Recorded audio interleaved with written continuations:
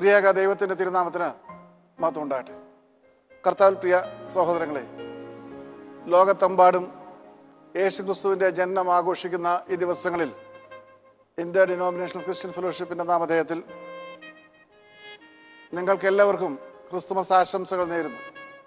ക്രിസ്തുമസിൻ്റെ സന്ദേശം പ്രചരിപ്പിക്കുവാൻ തക്കതിരുവണ്ണം ഇന്ന് അനേക ക്രൈസ്തവ സഭകൾക്കും സമൂഹങ്ങൾക്കും ആഗ്രഹമുണ്ടെങ്കിലും അവരുടേതായിട്ടുള്ള ആഘോഷങ്ങൾ യാന്ത്രികമായിട്ട് ചില അനുഷ്ഠാനങ്ങളുടെ തുടർച്ചയായിട്ട് കുറഞ്ഞുകൊണ്ടിരിക്കുമ്പോൾ അത്യുന്നതനായ ദൈവം ടെലിവിഷനും ടെലിഫോണും അതുപോലെ പത്രങ്ങളും മറ്റു മാധ്യമങ്ങളും ഇല്ലാതിരുന്ന ഒരു കാലഘട്ടത്തിൽ എങ്ങനെയാണ് തൻ്റെ ഓമനപുത്രൻ്റെ ജനനം ലോകത്തെ അറിയിച്ചതെന്ന് നാം ചിന്തിക്കേണ്ടിയിരിക്കുന്നു.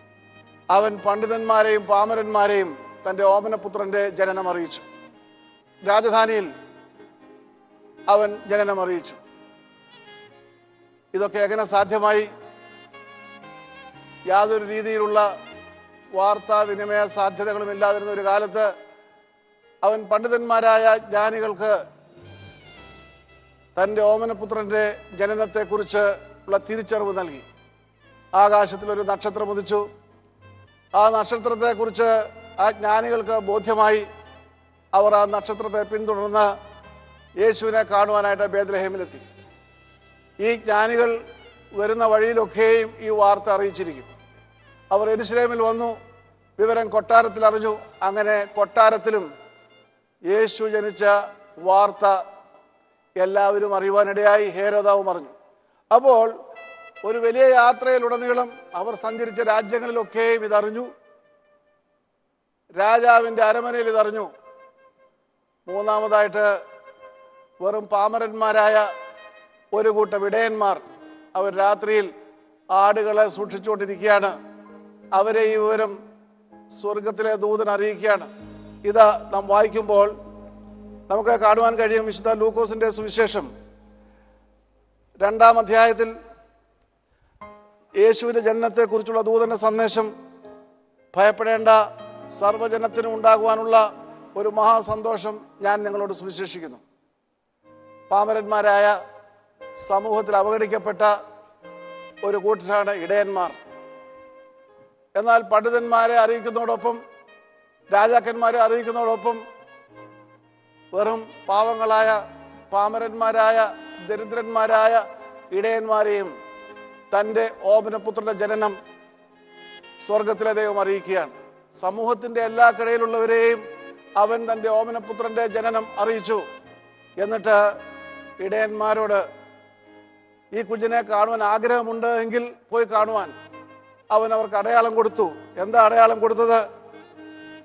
നിങ്ങൾക്ക് അടയാളം ഇതായിരിക്കും: ശീലകളിൽ പൊതിഞ്ഞ് പുൽത്തൊട്ടിയിൽ കിടക്കുന്ന ഒരു ശിശുവിനെ നിങ്ങൾ കാണും. ദൂതന്മാർ പറഞ്ഞ ആ വലിയ വാർത്ത അവർക്ക് മനസ്സിലാക്കണം. ആ അർദ്ധരാത്രിയിൽ അവർ ഇറങ്ങിത്തിരിക്കുകയാണ്. യേശു ജനിച്ചു എന്ന് കേട്ടപ്പോൾ ഉണ്ടാകുന്ന പ്രതികരണം. അവർ ചെന്നു, അന്വേഷിച്ചു. അവർ ചെന്ന് ശീലയിൽ പൊതിഞ്ഞ കുഞ്ഞിനെ കണ്ടു. വളരെ പ്രധാനപ്പെട്ട ഒരു കാര്യം, അവർ അത് കണ്ടപ്പോൾ ഈ ശിശുവിനെ കുറിച്ച് തങ്ങളോട് പറഞ്ഞ വാക്ക് പുറത്തറിയിച്ചു. അവർ കണ്ട യേശുവിൻ്റെ കാര്യം അവർ പുറത്തറിയിച്ചു. ലോകത്തിലെ ആദ്യത്തെ സുവിശേഷകന്മാരായിട്ട് ആ ഇടയന്മാർ തീരുകയാണ്. അതായിരുന്നു അവരുടെ പ്രതികരണം. യേശു ജനിച്ചു എന്ന വാർത്ത അറിഞ്ഞപ്പോൾ, യേശുവിനെ കണ്ടെത്തിയപ്പോഴുള്ള അവരുടെ പ്രതികരണം മറ്റുള്ളവരോട് യേശുവിനെ കുറിച്ച് പറഞ്ഞു. മറ്റുള്ളവർ ഇടയന്മാരിലൂടെയാണ് യേശുവിൻ്റെ ജനനം അറിയുന്നത്. എന്നാൽ ഹേരോദാവ് എന്താണ് ചെയ്തത്? യേശു ജനിച്ചു എന്നുള്ള വാർത്ത അറിഞ്ഞപ്പോൾ അവൻ്റേതായിട്ടുള്ള പ്രതികരണം മറിച്ചായിരുന്നു. യേശുവിനെ എങ്ങനെ നശിപ്പിക്കണം? ബേത്ലഹേമിൽ 2 വയസ്സിനും താഴെ പ്രായമുള്ള എല്ലാ ആൺകുഞ്ഞുങ്ങളെയും കൊന്നൊടുക്കുവാൻ കൽപ്പന നൽകി. ഒരു വലിയ കൂട്ടക്കൊലയാണ് ബേത്ലഹേമിൽ നടന്നത്. രാമയിൽ നിന്ന് ഒരു നിലവിളി ഉയരുകയാണ്. അതായിരുന്നു ഹേരോദാവിൻ്റെ പ്രതികരണം. വിദ്വാൻമാരുടെ അല്ലെങ്കിൽ ജ്ഞാനികളുടെ പ്രതികരണം, അവർ യേശുവിനെ കണ്ടു. അവരോട് ദൈവത്തിൻ്റെ ദൂതൻ കൽപ്പിച്ചതനുസരിച്ച് അവർ മറുവഴിയായിട്ട് അവരുടെ രാജ്യങ്ങളിലേക്ക് മടങ്ങിപ്പോവുകയാണ്. മടങ്ങിപ്പോകുമ്പോൾ അവരും തീർച്ചയായിട്ടും യേശുവിൻ്റെ സാക്ഷികളായിട്ട് തീർന്നിരിക്കുമെന്നുള്ളതിന് യാതൊരു സംശയവുമില്ല. ഈ ക്രിസ്മസ് ആഘോഷവേളയിൽ ബലഹീന എനിക്ക് നിങ്ങളോട് ചോദിക്കുവാനുള്ളത്, കഴിഞ്ഞ 11 മാസങ്ങൾക്കുള്ളിൽ നമുക്ക് എത്രമാത്രം യേശുവിനെ മറ്റുള്ളവർക്ക് കാണിച്ചു കൊടുക്കുവാനോ ആ ആട്ടിടയന്മാരെ പോലെ യേശുവിനെ കുറിച്ച് സംസാരിക്കുവാനോ കഴിയുന്നുണ്ട്. യേശുവിന്റെ ജനനത്തെക്കുറിച്ച് നാം ഇന്ന് ചിന്തിക്കുമ്പോഴും യേശുവിന്റെ ജനനത്തെ ആഘോഷിക്കുമ്പോഴും പരമപ്രധാനമായി ദൈവം നമ്മിൽ നിന്ന് ആഗ്രഹിക്കുന്നത് മറ്റുള്ളവർക്ക് യേശുവിനെ കാണിച്ചു കൊടുക്കണം എന്നുള്ളതാണ്. 3 കൂട്ടരുടെ പ്രതികരണം 3 രീതിയിലായിരുന്നു. പക്ഷേ ദൈവത്തിന് എല്ലാവരെയും അറിയിക്കുവാൻ തക്കതിലുള്ള പദ്ധതി ഉണ്ടായിരുന്നു. അവൻ വിദ്വാൻമാരെ, അവന് ജ്ഞാനികളെ അറിയിച്ചു, അവൻ കൊട്ടാരത്തിൽ അറിയിച്ചു, പാമരന്മാരെയും ദരിദ്രന്മാരെയും അവൻ അറിയിച്ചു. അതിലെ ഒരു കൂട്ടര് യേശുവിന്റെ സാക്ഷികളായിട്ട് തീർന്നു. കർത്താവിൽ പ്രിയ സഹോദരങ്ങളെ, ഈ ക്രിസ്മസ് ആഘോഷങ്ങളിൽ നാം പങ്കെടുക്കുമ്പോൾ അനേകർക്ക് യേശുവിനെ ചൂണ്ടിക്കാണിക്കുവാനുള്ള, യേശു ക്രിസ്തു നമ്മുടെ ജീവിതത്തിന്റെ അനുഭവമാണെന്ന് അനേകരെ മനസ്സിലാക്കുവാനുള്ള ഒരു വലിയ തീരുമാനം എടുത്തുകൊണ്ട് ആ ആട്ടിടയന്മാരെ പോലെ നാം ഇറങ്ങിത്തിരിക്കുകയാണെങ്കിൽ തീർച്ചയായിട്ടും ഈ ക്രിസ്മസ് ആഘോഷങ്ങൾ അത് അനുഗ്രഹമാകും. അത് നമുക്കും നമ്മുടെ തലമുറകൾക്കും അനുഗ്രഹമാകും. അത് സമൂഹത്തിന് അനുഗ്രഹമാകും. അത് സമാധാനത്തിൻ്റെയും സന്തോഷത്തിൻ്റെയും വഴിയാകും. അപ്രകാരമുള്ള ഒരു പന്ഥാവ് തിരഞ്ഞെടുത്തുകൊണ്ട് പുതിയ തീരുമാനത്തോടുകൂടി മുന്നോട്ട് പോകുവാൻ ഞങ്ങളെ ദൈവം സഹായിക്കട്ടെ എന്ന് പ്രാർത്ഥിച്ചുകൊണ്ട് ക്രിസ്മസിന്റെ എല്ലാവിധ മംഗളങ്ങളും നേർന്നുകൊണ്ട് എൻ്റെ വാക്കുകൾ ഞാൻ ചുരുക്കുന്നു. ദൈവം നമ്മെ അനുഗ്രഹിക്കട്ടെ.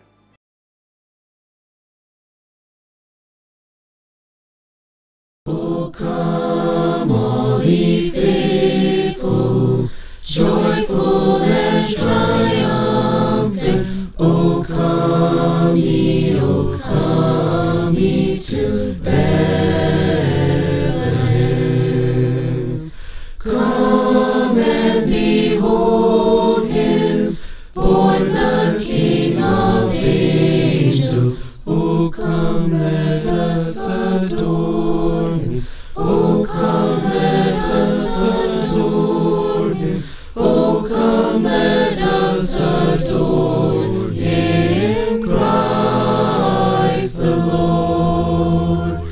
Sing choirs of angels, sing in exaltation.